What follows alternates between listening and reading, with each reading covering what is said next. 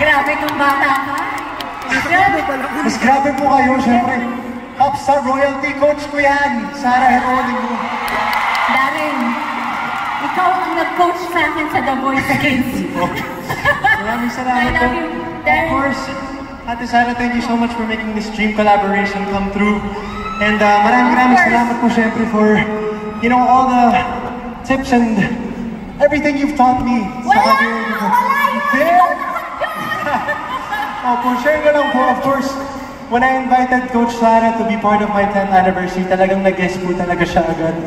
And it means so much to me. Kundi ka lang yung towel mo. Thank you po. Hello po. Hi, Sir Song. Thank you po. Thank you po. I just want to say, Darren, nahihiya mo na ako magsalita. Pero, Darren, mahal na mahal ka namin. We all know how amazing you are as an artist, as a vocalist. You are amazing. Pero what made me love you so much more is your heart.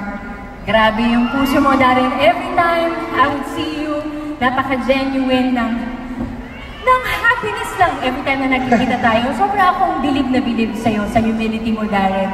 Mahal na mahal kita, mahal na mahal ka namin. At alam kong maraming dekada pa ang tatagal mo dito sa industriya. If you remain humble, despite your greatness. Thank you po. I love you. I love you too. 10 years! 10 years na pala yun! Tagtag po! Thank you po. I love you so much po. Thank you po. Grabe. Galing mo, Darren! Thank you. Give it up once again for Miss Sara Geronimo!